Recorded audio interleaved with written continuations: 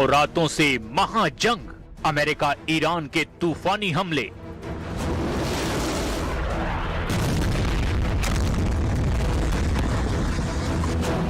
पश्चिम Asia से इस वक्त की सबसे बड़ी और खौफनाक खबर सामने आ रही है। अमेरिका और ईरान के बीच जारी जंग के 9 दिन हो चुके हैं। बीती 9 रातों की भीषण बमबारी ने पूरे मिडिल ईस्ट को बारूद के ढेर पर ला खड़ा किया है। हॉर्मुज की खाड़ी से लेकर जॉर्डन के रेगिस्तान तक, कुवैत के एयरबेस से लेकर ईरान के बंदरगाहों तक आसमान से सिर्फ मिसाइलें बरस रही हैं और जमीन पर सिर्फ तबाही के निशान दिखाई दे रहे हैं। अमेरिकी सेंट्रल कमांड यानी सेंटकॉम ने ईरान के सैन्य और नागरिक इंफ्रास्ट्रक्चर पर अब तक का सबसे बड़ा हमला बोला है। दावा किया जा रहा है कि अमेरिका के राष्ट्रपति ने 2 टूक कह दिया है कि ईरान को हम नरक यानी जहन्नुम बना देंगे।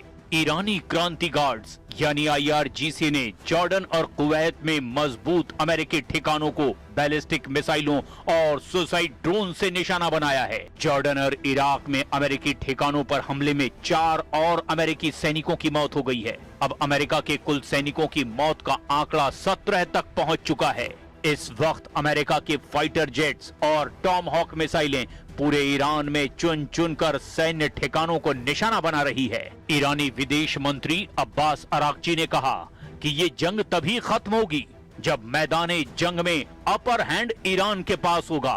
डोनाल्ड ट्रंप ने ईरान को अल्टीमेटम देते हुए कहा कि 50,000 अमेरिकी सैनिक हाई अलर्ट पर हैं और अमेरिका हर हाल में ईरान से हॉर्मुज छीन लेगा। 9 रातों की महाजंग, कौन किस पर भारी? ये महज 2 देशों का टकराव नहीं, ये दुनिया की सबसे अहम समुद्री व्यापार लाइन स्ट्रेट ऑफ हॉर्मुज को बचाने और उस पर कब्जा जमाने की जंग बन चुकी है। 9 रातों की इस लड़ाई ने ईरान युद्ध को महायुद्ध में तब्दील कर दिया है। अमेरिका ने मिडिल ईस्ट में तैनात अपने 50,000 सैनिकों को सर्वोच्च अलर्ट मोड पर रखा है। बहरीन में तैनात अमेरिकी नौसेना के 5वें बेड़े को आक्रामक कार्रवाई के निर्देश दे दिए गए हैं। बहरीन में सुबह से ही मिसाइल अलर्ट के सायरन गूंज रहे हैं।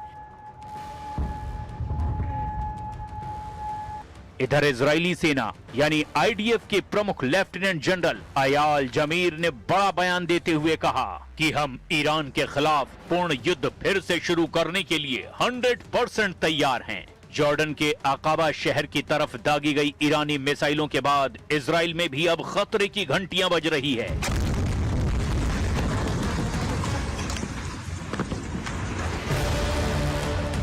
ईरान में अमेरिका के तूफानी हमलों का दायरा अब बहुत ज्यादा बढ़ चुका है।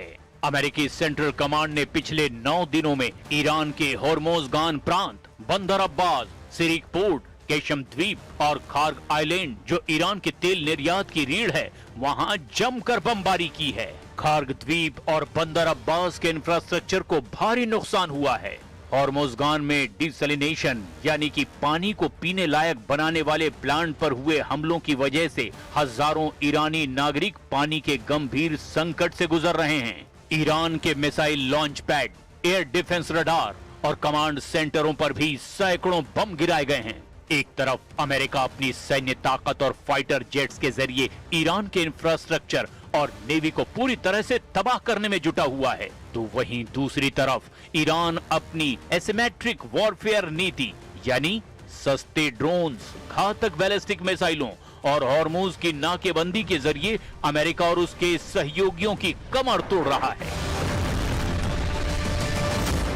हॉर्मुज में हाहाकारी हमले, अरब में ईरान का आपातकाल।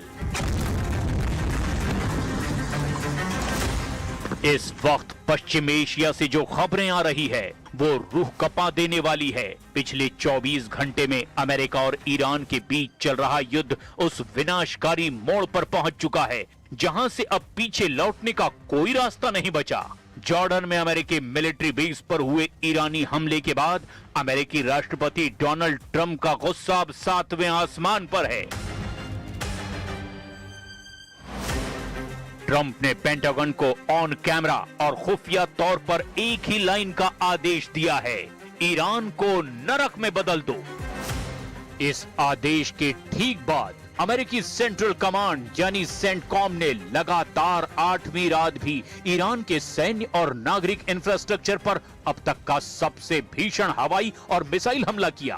पिछले 8 दिनों से ईरान पर दिन और रात बिना रुके लगातार हमले अमेरिकी सेना कर रही है। पिछले 8 दिनों में अमेरिका ने ईरान के बंदर अब्बास, रेशम द्वीप, चाबहार, दक्षिणी तटीय सैन्य ठिकाने, मिसाइल और drone storage, IRGC command centre, radar और एयर डिफेंस सिस्टम को भी पूरी तरह से तबाह कर दिया है।